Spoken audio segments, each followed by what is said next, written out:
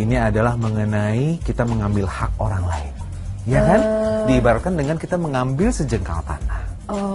Enggak gitu juga sih. Mendingan kita lihat aja seperti apa maksudnya ya pemirsa, biar nggak ambigu ya. Langsung kita lihat seperti apa. Ini dia. Enggak gitu sih maksudnya. Mengambil tanah sejengkal tanpa kita sadari. Memiliki lahan di atas tanah sendiri tentu menjadi salah satu kenikmatan yang harus disyukuri. Dengan mempunyai tanah, seseorang bisa membangun rumah, bercocok tanam, dan menjadi harta untuk diwariskan kepada anak atau cucu-cucunya. Berbicara tentang tanah, banyak dampak sosial yang muncul dari jenis harta yang satu ini. Tidak dipungkiri, dengan melangitnya harga tanah, membuat banyak pihak tergiur untuk memilikinya, bahkan dengan cara-cara yang tidak halal. Banyak kasus perebutan tanah yang marak terjadi saat ini, mungkin beberapa di antaranya ada yang tanpa kita sadari, ternyata merupakan salah satu bentuk perampasan tanah. Misalnya saja, para petani yang merubah tanda batasan tanah, lalu mereka menanaminya dengan tumbuhan. Pemakaian tanah pun juga sering terjadi untuk mendirikan bangunan-bangunan liar seperti di bantaran kali, di pinggir rel kereta api, di tanah kosong milik negara. Mungkin contoh ini terlalu besar. Kita ambil saja contohnya sederhana, misalnya ketika kita ingin meluaskan rumah kita, lalu kita mengambil sejengkal tanah orang lain, sehingga ukuran luas tanah rumah kita bertambah, atau sampai mengambil bahu jalan untuk meluaskan garasi. Itu pun sudah termasuk perbuatan merampas secara paksa tanah orang lain untuk dimiliki demi kepentingan pribadi. Meskipun tanah itu pada hakikatnya adalah milik Allah, namun Allah sudah menitipkan seberapa luasnya masing-masing kepada orang yang dikehendaki. Setiap orang memiliki luas lahan tanahnya sendiri, sedang jika orang tersebut mengambil tanah secara paksa, walaupun hanya sejengkal, akan diberi ganjaran oleh Allah di akhirat kelak. Balasan orang yang mengambil tanah pun tidak main-main, meski hanya sejengkal, orang yang merebut tanah orang lain akan mendapat balasan yang pedih. Seperti apa? Berikut ulasannya.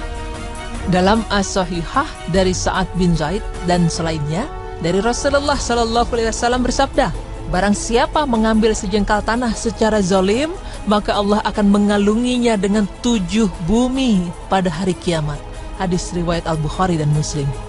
Dalam hadis tersebut juga terdapat pelajaran bahwa bumi itu tersusun dari 7 lapis sebagaimana langit yang terdiri dari 7 lapis.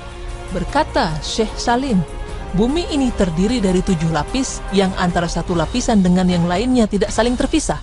Seandainya lapisan tanah itu terpisah-pisah, niscaya cukup bagi perampas tanah untuk dikalungi tanah yang dirampasnya saja karena terpisahannya dari tanah yang berada di bawahnya. Tanah 7 lapis itu bertingkat-tingkat, sebagaimana halnya dengan langit. Hal itu tampak pada lahiriah firman Allah Subhanahu wa Ta'ala, Allah yang menciptakan 7 lapis langit dan bumi seperti itu pula. Quran Surah At-Talaq ayat 12. Sungguh menakutkan balasan yang akan diperoleh ketika seseorang merampas tanah orang lain ataupun hal lainnya dengan cara paksa dan zalim.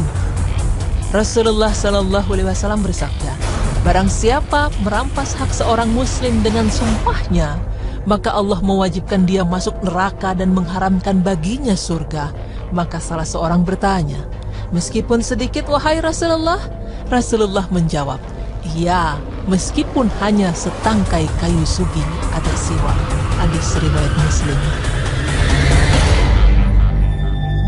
Perbuatan suka mengambil secara zalim hak orang lain itu biasa dikenal sebagai ghasab. Menurut istilah, ghasab memiliki pengertian mengambil atau menguasai sesuatu secara zalim dan aniaya tanpa hak. Perbuatan ini tentu saja dilarang oleh Allah Subhanahu wa Ta'ala dan termasuk dalam kategori haram.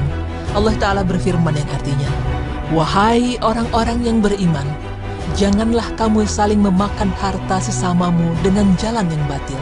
Quran Surah An-Nisa ayat 29. Di samping itu, Rasulullah SAW bersabda, tidak halal mengambil harta seorang muslim kecuali dengan kerelaan dirinya. Hadis riwayat Abu Daud dan Daruqutni disahihkan oleh Syekh Al-Albani dalam Sahihul Jami' 7662.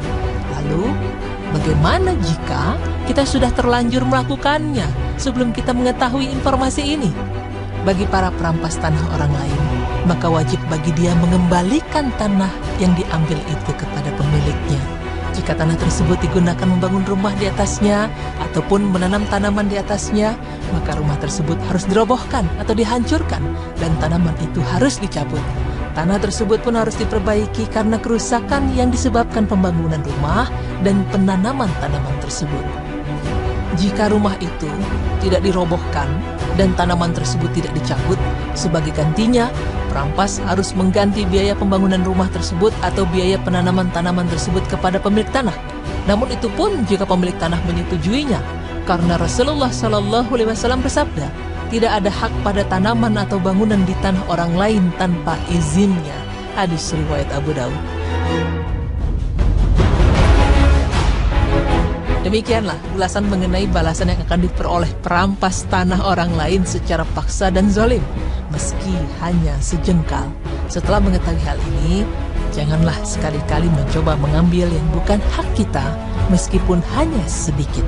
Ingatlah bahwa Allah memiliki siksa yang amat pedih bagi orang-orang yang berbuat zalim. Rasulullah SAW bersabda, tidak ada hak pada tanaman atau bangunan di tanah orang lain tanpa izinnya. Hadis riwayat Abu Daud. Demikianlah ulasan mengenai balasan yang akan diperoleh perampas tanah orang lain secara paksa dan zalim, meski hanya sejengkal. Setelah mengetahui hal ini, janganlah sekali-kali mencoba mengambil yang bukan hak kita, meskipun hanya sedikit. Ingatlah bahwa Allah memiliki siksa yang amat pedih bagi orang-orang yang berbuat zalim.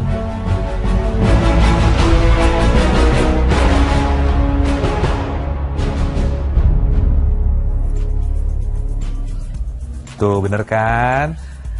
Mengenai jangan kita mengambil hak orang lain agar diri kita selamat. Ini tidak melulu tentang tanah sih ya, jadi memang segala hal kalau misalnya itu punya orang lain kita ambil secara paksa, dan biasa ini terjadi dalam keseharian dan kita nggak sadar. Ya, hal-hal sepele yang kita nggak sadar, apalagi kalau hidup bertetangga, tinggal sebelahan, depan rumah ada tanah kosong, main tanemin sesuatu, tetangga nggak suka, itu jadi ribut, justru jadi dosa. Minjem barang misalnya, hal sepele, minjem barang, lupa dibalikin, padahal sebetulnya itu adalah kita harusnya amanah ya. Betul. Minjem duit juga, ya jangan lupa balikin, Nah, itu yang paling susah karena tuh. kita akan dipertanggungjawabkan.